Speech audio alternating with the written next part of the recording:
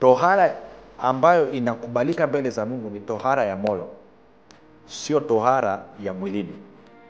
Yes, Mungu alipoingia agano na Abrahamu ilikuwa ni alimwambia aweke tohara katika nini? Katika mwili, ikiwa ni ishara ya kushika agano. Lakini lengo lilikuwa ni kwamba Mungu anataka watu wajafike mahali watahiriwe mioyo. Lakini watu kutahiriwa mioyo ilikuwa haiwezekani kwa sababu Kristo alikuwa hajaja. Lakini baada ya Kristo kuja sasa watu wanatahiriwa mioyo, na kwa maana hiyo wanakuwa automatically wametunza agano la Mwanzo 17:7.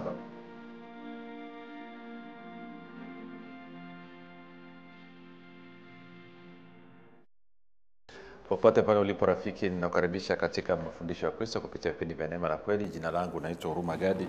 Ninafuraha kwamba umeweza kuungana nami kwa mara nyingine tena ili kuweza kusikiza kile ambacho Bwana wetu Yesu Kristo ametuandalia. Tunaendelea na uchambuzi wa kitabu cha Warumi tu katika ile sura ya 4, na leo tutaangalia jinsi ambavyo neema ya Mungu haibagui. Watu wengi sana hawajui, lakini neema ya Mungu haibagui aidha kwa kuangalia kabila ama kuangalia dini ama kuangalia jinsia ama kuangalia umri. Neema ya Mungu ni kwa ajili ya watu wote. Na leo itakuwa nzuri kama ilivyokuwa vipindi vilivyopita. Maana yake tuliangalia kwamba Mungu mwenye kuhesabia waovu haki, alafu sasa tukaangalia kwamba Mungu hahesabii watu dhambi. Ni wakina nani hao? Tafuta vipindi vilivyopita. Na leo pia kipindi itakuwa kimejaa mambo lukuki, kimesheheni mambo lukuki. Kumbuka tu lengo la vipindi vya neema na kweli ni kujenga na kuimarisha imani yako wewe unanisikiliza, ili uweze kukua na kufika katika cheo cha kimo cha utimilifu wa Kristo. Kwa lugha nyingine, ufike mahali uweze kufikiri kama Kristo, kuzungumza kama Kristo na kutenda kama Kristo. Kufikiri kwako rafiki kuna mchango wa moja kwa moja katika kuamini kwako. Ukifikiri vibaya utaamini vibaya, ukifikiri vizuri utaamini vizuri. Kwa mfano, ukifikiri kama maskini, basi ni dhahiri maisha yako yatajaa umaskini kwa sababu utaamini kuwa wewe ni maskini. Na ukifikiri kama tajiri, maana yake utaamini kama kuwa ni tajiri na maisha yako yataanza kujaa utajiri. Ni very simple. Mawazo yanageuka kuwa vitu siku zote. Kivipi? Kupitia kuamini kwako. Hivyo fanya maamuzi ya kufikiri vizuri, na kufikiri vizuri ni kufikiri kama Kristo, na ndio kufikiri kama Kristo unabudi kuwa mwanafunzi wa Kristo, na mwanafunzi wa Kristo anasikiliza na kufuatilia mafundisho ya Kristo kupitia vipindi vya neema na kweli. Kumbuka tu mafundisho haya pia yanapatikana katika YouTube channel yetu inaitwa Mwalimu Huruma Gadi. Ukifika pale usahau kusubscribe, kulike pamoja na kushare. Lakini pia mafundisho haya yanapatikana kwa njia ya sauti katika mtandao wa Telegram. Telegram inafanya kazi kama WhatsApp. Unaweza kutuma ujumbe mfupi tu ukasema niunge nao ukaunganishwa. Namba ni 0789 500 242 0789 500 242. Nitoe shukrani za dhati kwa wewe ambao umekuwa ukisikiliza na kufuatilia mafundisho ya Kristo na kuhamasisha wengine waweze kusikiliza na kufuatilia. Nasema asante sana. Na kumbuka tu unapoenda kuhamasisha watu kusikiliza, waambie mafundisho haya yanalenga kuwafanya watu wafikiri kama Kristo na wala sio kufikiri kama Adamu. Hivyo mwanzo wanaweza kaona ni changamoto kidogo, lakini baada ya muda wataelewa, yatafurahia na yatabadilisha maisha yao kama ambavyo yanakubadilisha wewe. Wape ushuhuda wa maisha yako vile ambavyo mafundisho yanabadilisha maisha yako. Napenda kutoa shukrani za dhati pia kwa wewe ambao umekuwa ukifanya maombi kwa ajili ya wazaji wa vipindi vya neema na kweli na kwa ajili ya kwangu mimi. Asante sana kwa maombi yako. Unapoombea wazaji wa vipindi vya neema na kweli, tumia Waefeso 1:17-18 na Wakolosai 1:9-11. Na mwisho, napenda kutoa shukrani za dhati kwa wewe ambao umekuwa ukichangia gharama za kupeleka injili kwa njia ya redio, na hivyo kusababisha watu wengi zaidi waweze kufikiwa. Na kama hujafanya maamuzi ya kuwa partner, nitakukaribisha uweze kufanya hivyo. Swala sio kiwango, swala ni kushiriki katika kuhakikisha kwamba injili inasonga mbele. Unapochangia gharama za kupeleka injili kwa njia ya redio, vitu viwili vinatokea. Moja, unakuwa baraka kwa wengine, na mbili, unafungua mlango kwa ufalme wa Mungu kuweza kukuhudumia, na la tatu la muhimu zaidi, kwamba Mungu anatukuzwa kwa sababu ya ukarimu wako wewe. Kwa hiyo leo fanya maamuzi, usisubiri kesho. Baada ya kusema hayo, basi nataka tusonge mbele. Tunaendelea na uchambuzi wa kitabu cha Warumi. Tuko Warumi mlango ule wa 4, na tumekwisha kuangalia mambo kadha wa kadha. Na kwa kweli kama ukupata vipindi vile vilivyopita, hebu tafuta usikilize, vitakujenga, vitakuimarisha. Sasa kumbuka nianze mstari ule wa 6 tena, alafu tutaendelea wa 9 mpaka wa 12. Anasema hivi: kama vile Daudi anenavyo uheri wake mtu yule ambaye Mungu amehesabia kuwa na haki pasipo matendo. Heri waliosamehewa makosa yao na waliositiriwa dhambi zao. Heri mtu yule ambaye Bwana hamhesabii dhambi. Sasa 9 anasema hivi: basi je, uheri huo ni kwa hao waliotahiriwa au kwa hao pia wasiotahiriwa?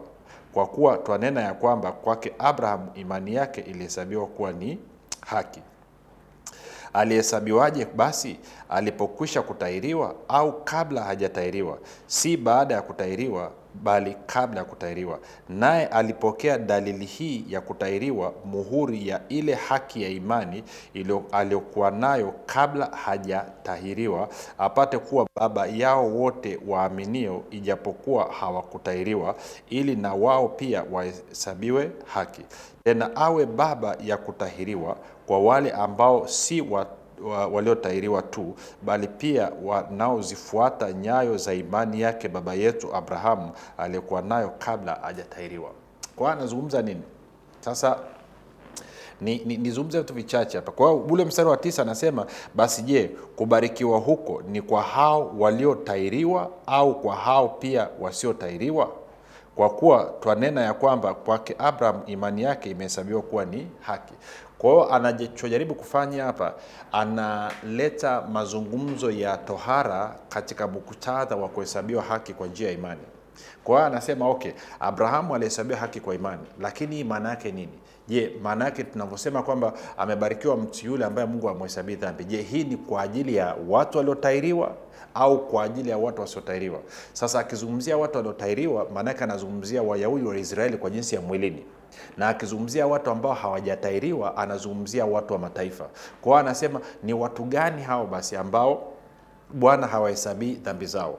Ni watu gani hao ambao Bwana anawahesabia haki pasipo matendo yao? Je, ni watu waliotahiriwa tu kwa maana ya Waisraeli, Wayahudi, na hapa tunazungumzia Agano la Kale, ama ni watu wa mataifa? Ni wepi hao? Kwa anataka kuleta hiyo. Sasa kumbuka kitu hichi. Anaendelea hapa anazungumza kitu kizuri, anasema kwamba Abraham alihesabiwa haki kabla hajatahiriwa, sio baada ya kutahiriwa. Na kwa mantiki hiyo basi, alivyopewa alama ya tohara kama muhuri wa lile agano ambalo aliingia na Mungu, anasema ilikuwa ni alama ambayo ilikuwa inathibitisha haki yake ya imani. Kwa lugha nyingine anasema ile tohara ilikuwa inathibitisha kitu ambacho tayari Abrahamu alikuwa amekipata, ambao ni haki ya imani. Sasa kumbuka, hii haki ya imani ndio msingi wa mimi na wewe kuhusiana na Mungu. Haki ya imani ndio msingi wa mimi na wewe kuhusiana na Mungu. Kumbuka kitu hichi rafiki. Kitu cha kwanza, haki maana yake ni kuwa na uhusiano na Mungu usiokuwa na dosari wala kasoro ya aina yoyote. Lakini pia haki ni asili. Haki sio tabia wala matendo. Haki ni asili. Nilizungumza katika vipindi vilivyopita, tafuta sikiliza tena. Kwa hiyo maana yake nini? Maana yake anasema hii haki Abrahamu aliipata kabla hajatahiriwa. Na kwa kuwa aliipata kabla hajatahiriwa, basi inafungua mlango wa yeye kuwa baba wa wale ambao wametahiriwa na yeye kuwa baba ya wale ambao hawajatahiriwa. Kwa lugha nyingine, anasema hii haki ya imani inafungua mlango kwa Abrahamu kuwa baba kwa Waisraeli, lakini pia na kuwa baba kwa nani? Kwa watu wa mataifa. Lakini kinachowaunganisha wote hawa nini? Ni imani yao kwa Yesu Kristo. Kwamba kama ambavyo imani kwa Mungu ilimfanya Abrahamu awe mwenye haki mbele za Mungu, basi leo hii wote walio na imani kwa Yesu Kristo inawafanya wawe ni haki mbele za Mungu. Na kwa maana hiyo basi haijalishi kama umetahiriwa ama hujatahiriwa. Maana kama hujatahiriwa, na kumbuka hapa inazungumzia katika lugha ya agano.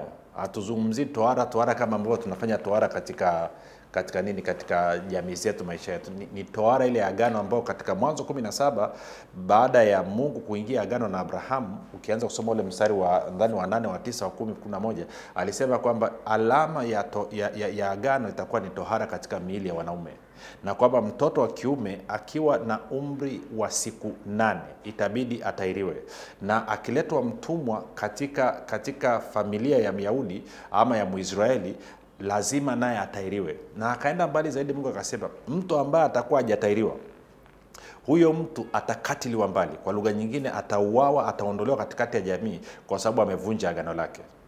Kwa hiyo hili swala la tohara lilikuwa ni swala very serious. Sijui kama unanielewa. Na labda ngoja twende kidogo. Tukaangalie pale. Twende Mwanzo 17. Muda si tunao bwana rafiki. Tunapiga story, tunajifunza mambo hapa. Kwa hiyo nitaanzia mstari wa 7 kwa ajili ya kuokoa muda. Mungu anamwambia Abraham hivi, agano langu nitalifanya imara kati ya mimi na wewe na mzao wako baada yako katika vizazi vyao kuwa agano la milele, kwamba nitakuwa Mungu kwako na kwa mzao wako baada yako. Kwa hiyo agano ambalo Mungu aliingia na Abrahamu ambalo ni agano la milele ni kwamba Mungu alisema kwamba nitakuwa Mungu wako na Mungu kwa mzao wako baada yako katika vizazi vyao. Sasa ukisoma Biblia katika Mwanzo mlango wa 15 inatueleza kwamba kizazi kimoja ni miaka 100. Kizazi kimoja ni miaka 100. Kwa hiyo anasema basi nitakuwa Mungu kwako na kwa mzao wako baada yako. Kwa hiyo tunafahamu kwa mfano leo hii sisi tulio wa Kristo, kama nilivyokuonyesha kipindi kilichopita, kwa sababu ya imani yetu kwa Yesu Kristo sisi ni wazao wa nani? Wa Abraham, na kwa maana hiyo warithi sasa na ahadi. Kwa hiyo maana yake ni sisi wa leo hii ni kizazi cha 40 toka Abraham. Kwa hiyo ngoma bado mbichi sana. Kwa hiyo sasa anasema hivi, nami nitakupa wewe na uzao wako baada yako nchi hii unayoikaa ugeni, nchi yote ya Kanaani kuwa miliki ya milele, nami nitakuwa Mungu wao. Unasema vipi kuhusu Waisraeli walipewa Kanaani? Nitakuonyesha muda sio mrefu. Kwenye mlango wa 13 anasema Abraham amerithi ulimwengu, yeye na mzao wake. Kwa hiyo maana yake ni kwamba Abraham amepewa dunia nzima, na popote ambako kuna mzao wake basi maana yake ni kwamba mzao amepewa ile eneo. Sasa sikia hii mstari wa 9. Mungu akamwambia Abraham, nawe ulishike agano langu wewe na uzao wako kwa vizazi vyao baada yako. Hili ndilo agano langu utakalolishika kati ya mimi na wewe na uzao wako baada yako. Kila mwanamume wa kwenu atatahiriwa. 11. Mtatahiriwa nyama ya magovi yenu, na jambo hilo litakuwa ishara ya agano kati ya mimi na ninyi. Kwa hiyo anasema hiyo tohara kwa wanaume itakuwa ni ishara ya agano kati ya mimi Yehova Mungu na ninyi. Anasema 12, mtoto wa siku 8 atatahiriwa kwenu. Kila mwanamume katika vizazi vyenu mzaliwa nyumbani na mnunuliwa kwa fedha, kila mgeni asiyekuwa wa uzao wako. Kwa yeyote atakayekuwa anaishi katika hema yako lazima atahiriwe. Ni kama vile napiga picha naona ukija unasema unakaa muda gani? Nataka kukaa mwezi mmoja. Umetahiriwa? Sijatahiriwa. Humu ndani uingie mpaka utahiriwe. Kama utaki kutahiriwa rudi ulikotoka. Kwa watoto pia walikuwa wanatahiriwa siku ya 8. Sasa madaktari, nilikuwa namsikiza ndugu mmoja anazungumza, anasema ni kitu cha kushangaza kidogo kwamba ile siku ya 8, kitu cha kwanza mtoto asikii maumivu, kitu cha pili hatokwi na damu sana. Hiyo siku ni siku ya 8 tu. Uone Mungu alivyo genius yale. Kwa hiyo katoto kanatahiriwa, kulikuwa hakuna ganzi kama leo hii rafiki. Kwa hiyo katoto kanatahiriwa siku ya 8. Siku ya 8 hakuna maumivu, siku ya 8 damu haitoki nyingi. Hiyo Mungu wetu alivyo genius. Kwa hiyo anasema hivi, mstari wa 13, mzaliwa nyumbani mwako na mnunuliwa kwa fedha yako lazima atahiriwe, na agano langu litakuwa katika mwili wenu kuwa agano la milele. Kwa hiyo maana yake habari ya tohara ni ya milele. 14, na mwanamume mwenye govi asiyetahiriwa nyama ya govi lake, mtu yule atatengwa na watu wake, amelivunja agano langu. Kwa huyu anatengwa kwa sababu amevunja nini? Amevunja agano langu. Sasa anavyosema kutengwa, maana yake najua wanataka tu kuweka lugha nyepesi. Kwa Kiingereza anasema cut off, shall be cut off from his people. Maana yake ni kutengwa, ama kwa lugha nyingine ndio unakufa. Kwa hiyo kwa lugha nyingine basi anachosema nini? Ule mstari wa 14, na mwanamume mwenye govi asiyetahiriwa nyama ya govi lake, mtu yule atatengwa na watu wake, amelivunja agano langu. Kwa hiyo kwa lugha nyingine basi, kwa ili agano Mungu anamwambia Abraham, ili agano ambalo nimeingia na wewe ni agano la milele, watu watakuwa wanaingia kupitia kutahiriwa. Mtu ambaye atakuwa hajatahiriwa atakuwa sio sehemu ya ili agano. Kwa hiyo unaweza ukapata picha kwa nini Waisraeli ama Wayahudi walikuwa wakali kweli kweli. Wanasema kwamba usipotahiriwa huwezi ukaingia katika agano jipya. Kama uamini, angalia hili hapa. Twende kwenye Matendo ya Mitume 15. Matendo ya Mitume mlango wa 15. Alafu nitasoma tuanzie mstari wa ngapi? Mstari wa Paulo na Barnabas na ujumbe wao wamekwenda kwa mitume. Nianze mstari wa 4 hadi wa 5. Anasema walipofika Yerusalemu wakakaribishwa na kanisa na mitume na wazee, nao wakawaeleza mambo yote Mungu aliyofanya pamoja nao. 5. Lakini baadhi ya madhehebu ya Mafarisayo walioamini wakasimama wakisema, ni lazima kuwatahiri na kuwaagiza kuishika torati ya Musa. Kwa nini wanasema lazima kuwatahiri na kuwaagiza kushika torati ya Musa? Kwa sababu wanafahamu pasipo tohara, kulingana na Mwanzo 17 makubaliano ya Mungu na Abrahamu, maana yake ni kwamba hawa watu wa mataifa hawawezi kuwa sehemu ya agano. Hawawezi kuja kuingia kwenye agano ili la milele ambalo Mungu aliingia na Abraham kwenye Mwanzo 17, alafu akaja kulithibitisha kupitia damu ya Yesu Kristo alivyokufa pale msalabani. Kwa hiyo anasema hawawezi. Sasa hii ndio ilikuwa inaleta mabishano. Kwa hiyo of course kanisa lilizungumzia likasema sio vizuri kuwalazimisha watu. Lakini Paulo alikuwa ni mkali sana kwenye hili jambo. Kwa mfano tukienda kwenye Wagalatia mlango wa ngapi? Wa 5. Wagalatia mlango wa 5 mstari wa ngapi? Mstari wa 2 mpaka wa 4. Paulo anasema hivi, tazama mimi Paulo nawaambia ninyi ya kwamba mkitahiriwa Kristo hata wafaidia neno. Tena namshuhudia kila mtu atahiriwaye kwamba ni wajibu wake kuitimiza torati yote. Alafu anasema mmetengwa na Kristo ninyi mtakao kuhesabiwa haki kwa sheria, mmeanguka na kutoka katika hali ya neema. Sasa kumbuka ugomvi ulioko hapa ni kwamba, mabishano yaliyoko hapa ni kwamba mtu anaingia kwenye ile agano wakati gani? Ama kwa lugha nyingine ni utaratibu gani unaotumika kwa watu kuingia katika ile agano la milele ambalo Mungu aliingia na Abraham katika Mwanzo 17:7. Kwa wakati wa Abraham na taifa la Israeli pia walikuwa wanaingia kwa tohara. Wanaume wanatahiriwa. Lakini baada ya kuja Yesu Kristo, Paulo anasema no, tunaingia katika ile agano kwa imani yetu iliyo kwa Yesu Kristo, sio kwa tohara. Kwa nini? Anasema kwa sababu unapomwamini Yesu Kristo unakuwa umetahiriwa moyo wako. Kinachozungumzwa kilikuwa ni kutahiriwa kwa mioyo na wala sio kutahiriwa kwa miili. Na hili Mungu alianza kulifafanua. Ukisoma kwenye Kumbukumbu la Torati 30 mbele na Turusia. Tena kwenye Kumbukumbu la Torati 30 mara moja. Kumbukumbu la Torati mlango wa 30. Nianze mstari wa ngapi? Nianze mstari wa kwanza ili uweze kupata context. Anasema tena itakuwa mambo haya yote yatakapokujilia, baraka na laana nilizoweka mbele yako, nawe utakapozikumbuka kati ya mataifa yote, huko atakapokupeleka Bwana Mungu wako, nawe utakapomrudia Bwana Mungu wako na kuitii sauti yake, mfano wa yote ni kuagizavyo leo, wewe na wanao, kwa moyo wako wote na kwa roho yako yote, hapa ni kwa nafsi yako yote, ndipo Bwana Mungu wako atakapougeuza utumwa wako, naye atakuhurumia, tena atarejea na kukukusanya kutoka mataifa yote, huko alikokutawanyia Bwana Mungu wako. Watu wako waliotawanyika wakiwako katika nchi za mbingu za mwisho, kutoka huko atakukusanya Bwana Mungu wako, kutoka huko atakutwaa. 5. Atakuleta Bwana Mungu wako uingie nchi waliomiliki baba zako, nawe utaimiliki, naye atakutendea mema na kukufanya uwe watu wengi kuliko baba zako. Bwana Mungu wako msikia mstari wa 6. Bwana Mungu wako atautahiri moyo wako na moyo wa uzao wako, ili umpende Bwana Mungu wako kwa moyo wako wote na kwa roho yako yote, upate kuwa hai.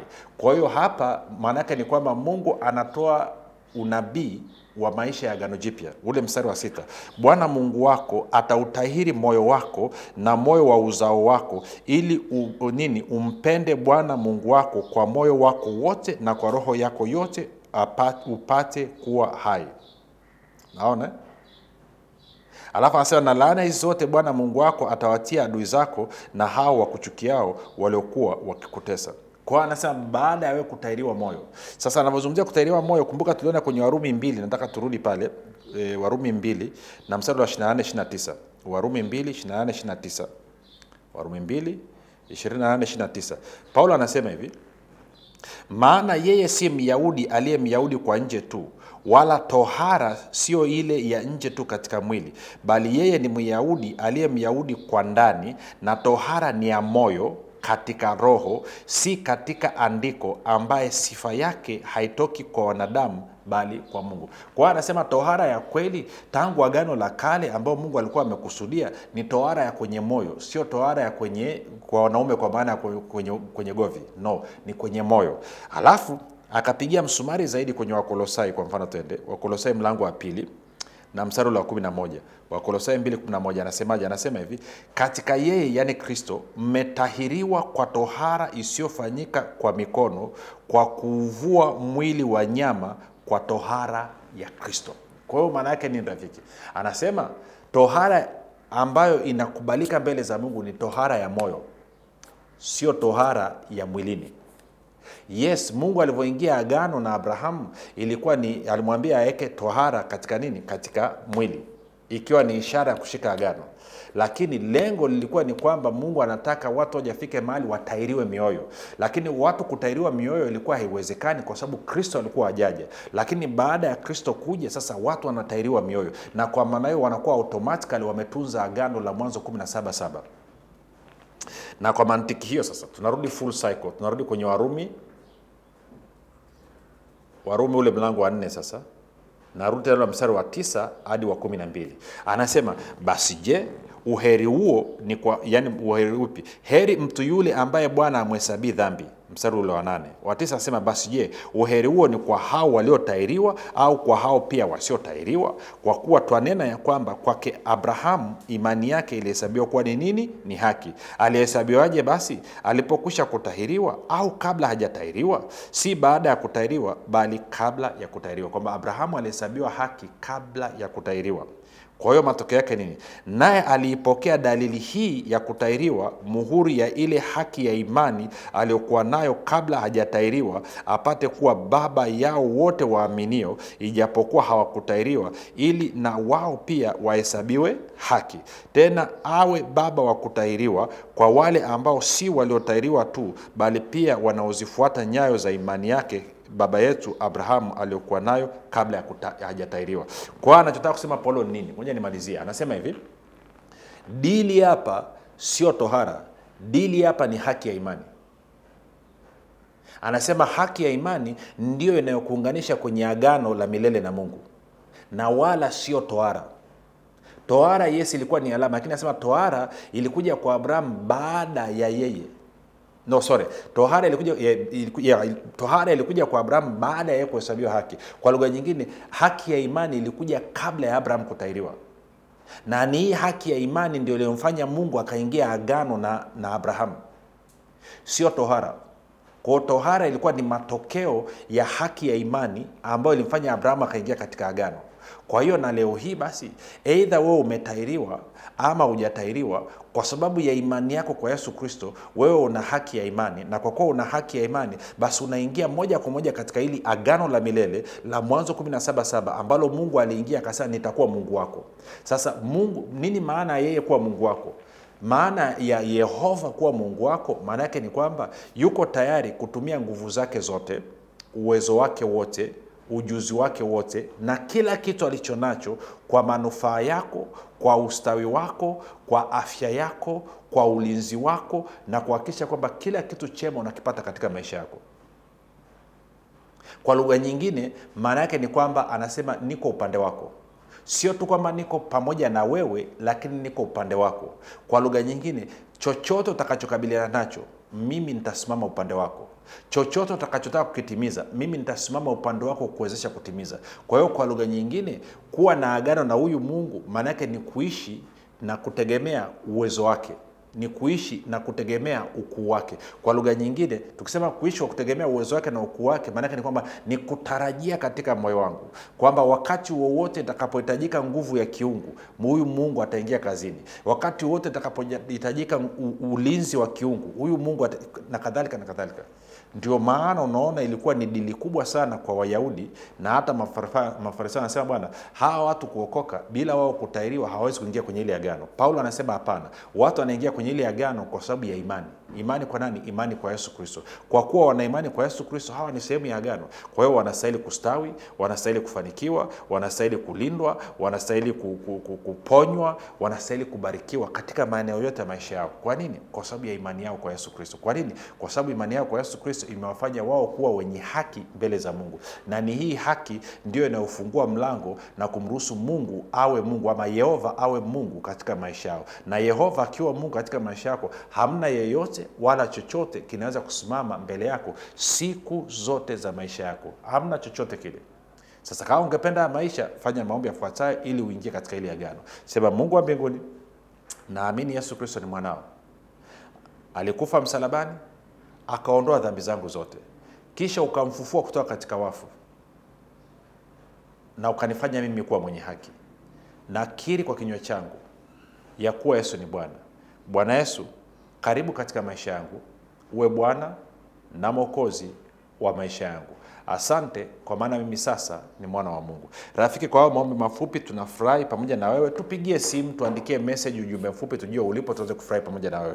Tukutane kesho muda na wakati kama huu. Jina langu naitwa Huruma Gadi na Yesu ni Kristo na Bwana. No, ni vita vya imani.